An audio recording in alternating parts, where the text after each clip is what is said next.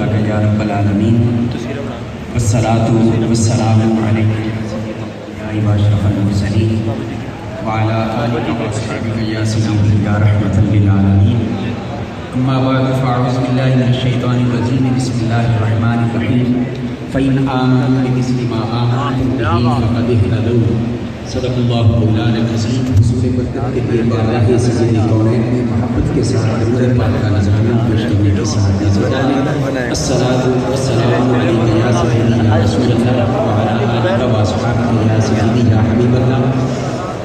چہرہ میرے رسول کا ام الکتاب ہے، ان کا پسینہ پاک بھی رشک گلاب ہے۔ مائیں ہیں مؤمنین کی ازواج مصطفیٰ، مائیں ہیں مؤمنین کی ازواج مصطفیٰ، اس پر گواہ رب کی مقدس کتاب ہے۔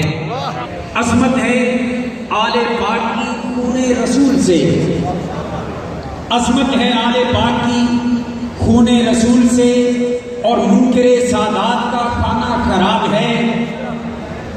اور حب صحابہ حب نبی کے سبب سے ہے، حب صحابہ حب نبی کے سبب سے ہے، بغض صحابہ بغض رسالت معاب ہے، بغض صحابہ بغض رسالت معاب ہے۔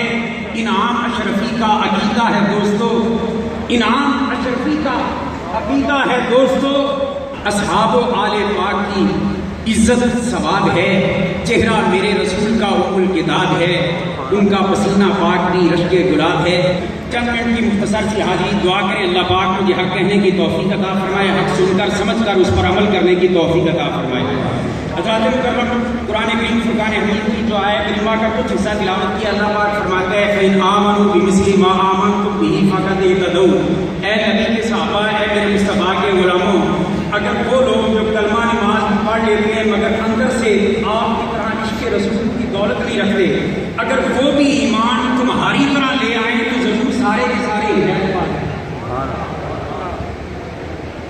پتہ یہ چلا کہ میرے مصطفیٰ جان رحمت کے صحابہ کا ایمان معیار ہے، ان کا عقیدہ معیار ہے حق کے لیے۔ رسول کو ماننا ہو تو ایسے مانیں جیسے حضور کے صحابہ نے مانا۔ جس حسن کو بن دیکھے اتنے فداکار اپنی جانوں کی قربانیاں دینے کے لیے تیار ہیں، کیوں کہہ رہے ہیں جس حسن کا صرف تذکرہ علم الدین ممتاز اور غازی صدیق پیدا کرتا ہے، ان کے حسن و جمال کا کیا عالم ہوگا۔ اور مجھے کہنے دیجیے کسی کی زبان میں کہ جب حسن تھا ان کا جلوہ نما انوار کا عالم کیا ہوگا۔ ہر کوئی فدا ہے بن دیکھے دیدار کا۔ سبحان اللہ، کیا بات ہے بہت عمدہ۔ ہر کوئی فدا ہے بن دیکھے دیدار کا عالم کیا ہوگا۔ جس وقت سے خدمت میں ان کی ابو بکر و عمر عثمان و علی، اس وقت رسول اکرم کے دربار کا عالم کیا ہوگا۔ بن دیکھے جانے قربان کرنے والوں جنہوں نے اس حسن کو دیکھا ہوگا، وہ عشق نہ کرتے تو اور کیا کرتے۔ یہ ایک اور بات درج کرنے دیجیے کہ جس حسن کو خالق حسن نے بنایا اس انداز سے کہ وہ جانتا ہے کہ میں اس حسن سے محبت کرنے لگا ہوں۔ ایمان سے بتائیں، میں آپ جس سے پیار کریں اس میں کوئی نقص ہونے کے باوجود بھی نظر نہ آئے تو جس سے رب پیار کرے اس کے اندر کوئی نقص رکھا ہو، نقص رکھا ہوگا۔ میرے رب نے کامل اور مکمل بنایا، حسن میں بھی، اخلاق میں بھی، فضائل میں بھی، کمالات میں بھی۔ اور مجھے داتا حضور کے اسٹیج پر یہ جملہ کہنے دیجیے کہ میرے رب نے مصطفیٰ جان رحمت کو سب کچھ دے کے بھیجا، جہاں آ کے دینے کی عقل ہمارے لیے میرے رب نے سب کرامتیں، عزتیں، عظمتیں اور نبوت کی شان میرے مصطفیٰ کو دے کے بھیجا۔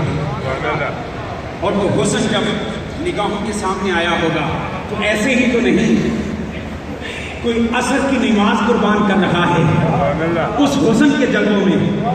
اور قرآن کہتا ہے جان کو ہلاکت میں نہ ڈالو، اور کوئی پاؤں پہ ڈسوا رہا ہے مگر پاؤں کو جنبش نہیں لے رہا کہ آرام یار میں خلل نہ آ جائے۔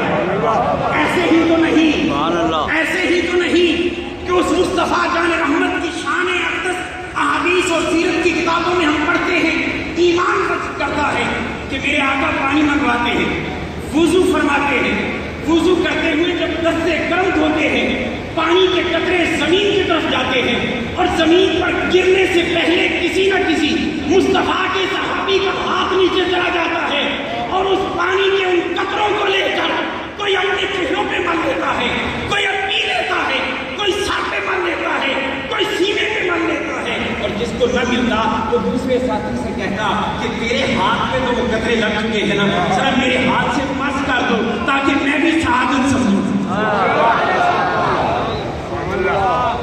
پھر میرے مصطفیٰ چہرے انور دھوتے، پانی زمین پہ گرنے کے لیے تیار ہوتا، زمین حسرت بھری نظروں سے دیکھ رہی ہوتی کہ مصطفیٰ کے لمس والا پانی مجھے نصیب ہوگا، درمیان میں پھر حضور کے کسی غلام کسی عاشق کا ہاتھ آ جاتا، وہ پی لیتا پانی کو۔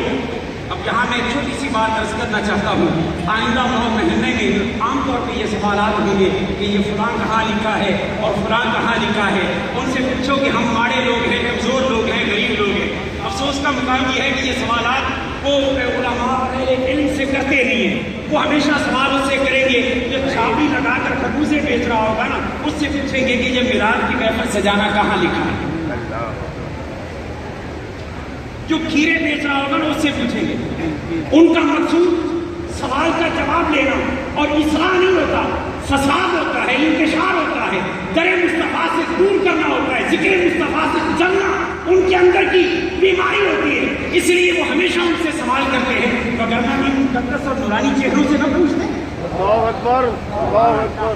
جی کہاں لکھا ہوا ہے کہنے والوں، ہم کمزوروں سے نہ پوچھو، ذرا جا کر ابو بکر صدیق سے پوچھو کہ سانپ سے کسوا کیوں لیا تھا جبکہ قرآن کہتا ہے کہ جان کو ہلاکت میں نہ ڈالو۔ جاؤ عبداللہ بن زبیر رضی اللہ تعالیٰ عنہ سے پوچھو کہ قرآن کہتا ہے خون حرام، اور آخر کیا وجہ تھی، کس دلیل کی بنیاد پر میرے مصطفیٰ نے جو خون دیا اس کو نوش کر لیا۔ وہ سچ کہا کسی نے کہا کہ وہ جو پینے آئے تھے جامع میں، وہ جو پینے آئے تھے جامع میں، وہ تو کب کے پی کے چلے گئے، یہ پڑے ہیں ابھی اس بحث میں کہ حلال ہے یا حرام۔ میرے مصطفیٰ جان رحمت کے صحابہ میرے مصطفیٰ کی ذات سے ٹوٹ ٹوٹ کر پیار کرنے والے تھے، میرے مصطفیٰ کی ناراضگی سے بچنے والے، میرے مصطفیٰ کی رضا کو حاصل کرنے والے، میرے مصطفیٰ کی سنتوں کا اتباع کرنے والے۔ ارے میں اور آپ ایک عاشق رسول ہیں، ان احکامات کو بھی بجا نہیں لاتے اور ان پر عمل نہیں کرتے جو واضح طور پر حضور نے مجھے اور آپ کو دیے۔ اور ایک وہ مصطفیٰ کے عاشق تھے کہ جن کی حالت یہ تھی نا کہ وضو کرتے ہیں سیدنا عثمان غنی اور کھڑے ہو کر آسمان کی طرف دیکھ کر ہنسنے لگ جاتے ہیں۔ لوگوں نے کہا کہ حضور ہنسنے کا موقع نہیں ہے اور نہ کوئی ایسی بات نہیں ہے، آپ کیوں مسکرا رہے ہیں، وجہ کیا ہے؟ آپ نے فرمایا مجھے اس سے غرض نہیں ہے دنیا کیا کہے، اور مجھے اس سے بھی غرض نہیں ہے کہ موقع ہنسنے کا ہے یا نہیں، میں تو اس لیے ہنس رہا ہوں کہ ایک بار میں نے دیکھا تھا کہ ہماری جان و ایمان کے مالک محمد مصطفیٰ تاجدار کائنات صلی اللہ علیہ وسلم نے وضو فرمایا تھا، وضو کر کے کھڑے ہو کے مسکرا رہے تھے، میں تو کسی کی ادا کو ادا کر۔ کاش یہ سنتوں پر عمل کرنے کا جذبہ میرے اور آپ کے اندر بیدار ہو جائے۔ اور یہاں میں یہ بھی بات عرض کروں، اتباع سنت لازم ہے محبت کے لیے، مگر اگلی بات بھی سنتے جائیں، اگر پھر کوئی کمی کوتاہی کوشش کے باوجود بھی رہ جائے تو میرے مصطفیٰ اپنے سارے چاہنے والوں سے پیار کرتے ہیں۔ حد جاری ہو رہی ہے، میں یہ نہیں کہوں گا کہ صحابی اور ان کا نام بھی نہیں لوں گا، اور کسی نے کہہ دیا اللہم لعنہ، یا اللہ اس پہ لعنت بھیج، بار بار حد جاری ہوتی ہے اور بار بار پھر جرم کرتا ہے اور سزا ملتا ہے، تاجدار کائنات چہرہ مبارک کا رنگ متغیر ہو جاتا ہے اور فرماتے ہیں کون ہے اس پر لعنت بھیجنے والا؟ عرض کی حضور نے فرمایا مظہر غزالی زمان دعا کیجیے اللہ پاک ان کی عمر میں برکتیں عطا فرمائے اور ان کا سایہ محبت اور شفقت اہل سنت و جماعت کے سروں پر تعدیل قائم اور دائم فرمائے۔ عرض یہ کر رہا تھا کہ حضور سے کتنا پیار کرتے ہیں، اب اس کتنا کا اندازہ میں اور آپ تو نہیں کر سکتے، ایک حدیث پاک عرض کر کے گفتگو کو میں کلوز کر رہا ہوں اور وائنڈ اپ کر رہا ہوں۔ حضرت سیدی ابو ہریرہ رضی اللہ تعالیٰ عنہ فرماتے ہیں ایک دن کریم آقا کی بارگاہ میں ہم بیٹھے ہوئے ہیں۔ حضرت ابو ہریرہ فرماتے ہیں میں تلاش کرتے کرتے سیدھا ایک انصاری کے باغ میں پہنچا۔ تو حضرت ابو ہریرہ بھائی ادھر کیسے پہنچ گئے سیدھے؟ کسی سے راستے میں پوچھا بھی نہیں، دوڑ لگا کے جا رہے ہیں۔ اس بات کی وضاحت میں سمجھتا ہوں کہ غیرت کے امام کی زبان سے کر دیتا ہوں کہ ان کی مہک نے دل کے گنچے کھلا دیے ہیں، جس راہ چل دیے ہیں کوچے بسا دیے ہیں۔ میرے کریم آقا جس راستہ سے گزرتے خوشبوئیں بتاتی تھی کہ جہاں سے حضور کو جگہ مرزا شکور بیگ نے بڑی خوبصورت بات کی، کہتے ہیں عرصہ ہوا طیبہ کی گلیوں سے وہ گزرے تھے، عرصہ ہوا طیبہ کی گلیوں سے وہ گزرے تھے، اب تک ان گلیوں میں خوشبو ہے پسندے۔ حضور کی خوشبو سونگتے سونگتے اس انصاری کے باغ تک پہنچ گئے ابو ہریرہ۔ اب باغ کا چار دیواری تھی تو دروازہ بھی تو ہوگا نا، مگر حضرت ابو ہریرہ فرماتے ہیں میں چکر پہ چکر کاٹ رہا ہوں، میں دیوار کے ارد گرد بھاگتا پھر رہا ہوں، مگر مجھے دروازہ نہیں مل رہا۔ بھائی دروازہ آ تو صحیح، ملا کیوں نہیں؟ اس کی دو ہی صورتیں ہیں، ایک یہ کہ ابو ہریرہ عشق مصطفیٰ میں اتنے بے خود تھے کہ ان کی نظر کسی اور پر پڑی ہی نہیں، اور اسی وجہ مجھے جو سمجھ آتی ہے ابو ہریرہ کو سبق دینا چاہتا تھا کہ اللہ کے کائنات میرے مصطفیٰ کی بارگاہ میں ویسے تو ہر روز آتے ہو، آج ایک انوکھے انداز سے آؤ۔ حضرت ابو ہریرہ فرماتے ہیں باغ کے ایک چکر کاٹتا رہا، یوں کہہ لے کہ محبت کا طواف کرتا رہا، محبت کا طواف کرتا رہا، دروازہ تو نہ ملا، ایک چھوٹا سا سوراخ تھا، جگہ تھی جہاں سے باہر کا کنویں کا پانی اندر جاتا تھا۔ فرماتے تھے مجھے نظر آیا، میں نیچے اس طرح کہہ لیں کہ کسی جانور کی طرح میں نیچے سے گزرا، اس کے نیچے سے گزر کر نا اندر چلا گیا۔ سامنے حضور ایک درخت کے ساتھ ٹیک لگا کے فرمائے، جب چہرے والدہا پہ نظر پڑی ادھر ابو ہریرہ کی جان میں جان آئی۔ حضور نے فرمایا ابو ہریرہ عرض کی آقا میں آپ کا غلام ہوں۔ آپ نے فرمایا یہ کیسے آیا ہے پیچھے بھاگتا ہوا اور اس انداز سے؟ حضور کو یہ ادا پسند آئی۔ آپ نے پوچھا ایسے کیسے آیا ہے؟ عرض کی حضور ایک میں ہی نہیں شہدا۔ حضور پیچھے باقیوں کا حال بھی یہ ہے، اور لگا کے آپ کو تلاش کرتے ہوئے آ رہے ہیں۔ جب پیچھے آنے والوں کا آقا نے سنا، آقا کو یہ انداز محبت اتنا پسند آیا، فرمایا کہ اے ابو ہریرہ اذهب بنا للجهاتین، یہ میرے دونوں جوڑے اٹھا لے، یہ پکڑ لے نشانی کے طور پر، اور جا جو شخص بھی اس دیوار کے پار تمہیں میری تلاش میں آتا ہوا دکھائی دے اور وہ کلمہ طیبہ پڑھتا ہو، وہ توحید کی گواہی دیتا ہو اور دل پر اٹھتا، دل کے اندر یقین بھی ہو کلمہ پر، ایسے شخص کو بشر ہو بالجنہ، ابو ہریرہ اس کو جنت کی بشارت دے دے۔ لوگ کہتے ہیں حضور کو علم نہیں، گفتگو ختم، حضور کو علم نہیں۔ بھائی حضور کا علم تو بڑی شان ہے۔